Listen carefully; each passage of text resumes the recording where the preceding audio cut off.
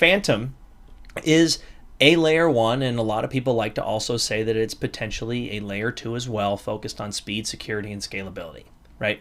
It's not as fast as Solana, but it also has a different way to scale, right? Clearly, Solana had some trouble scaling because, I mean, it sounded like they had some DDoS attack.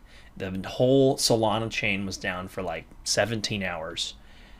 Fantom is hoping that they can be maybe not as fast, but more scalable as people start to use it.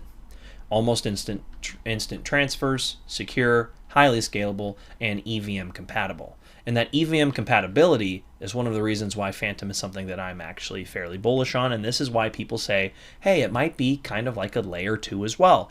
Matic is basically EVM compatible, and Fantom, a layer 1, also is EVM compatible, which basically means that projects that are basically decentralized applications or projects that are launched on Ethereum, they can deploy onto Fantom and have a fraction of the cost through fees and also be faster, so generally performance is better.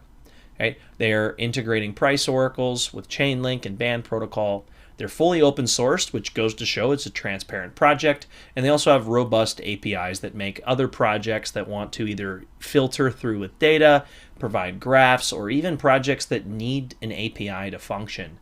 They have that availability as well. Plus, you're able to stake it, and I'm not going to focus on the staking too much, but you can choose to lock your stake in, and you'll get a better reward based on how long you want to lock it for, and APRs ranging depending on how much you got. So aside from that, why should we like Fantom, right? Speed and cost is definitely one of them, right? They're not as fast as Solana, like I said, but it does cost, a fraction of a cent. And I need to follow up on that because I think the transactions are still quick, but the cost may be a little bit higher since a lot of people are actually using it, which goes to the second point, adoption. Okay, real world usage, they have a bunch of partners. They have Alameda Research as a strategic partner, and they also have Block Tower Finance as a strategic investor. They also have Uzbekistan that's looking to use Fantom's technology to modernize the country's IT infrastructure, which, if done correctly, can be great for the layer 1, Fantom.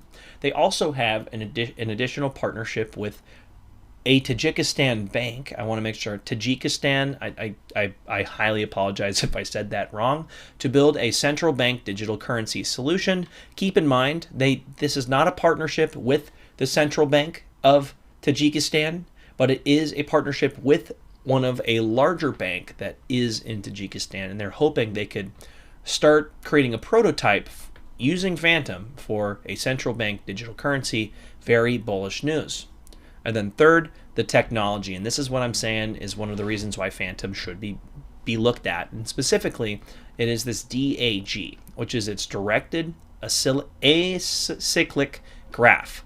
DAG differs from other blockchains in that transactions can be processed in parallel rather than more traditional cryptos that use a single processor.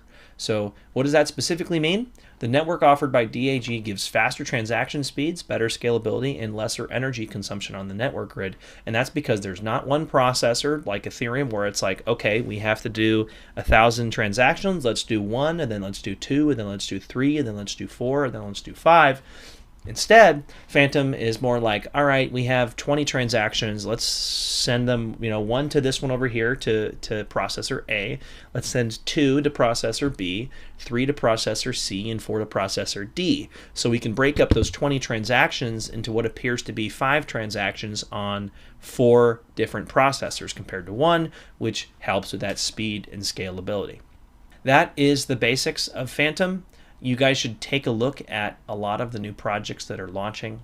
I highly suggest you guys take a look at SpookySwap as the DEX. Beefy Finance is obviously great for auto compounding. Scream is a lending protocol out there that's fun. Tarot's also pretty good. Have fun taking a look at it. Let me know what you guys think in the comments. Like and subscribe if you guys found value in the video. And as always, have a good one.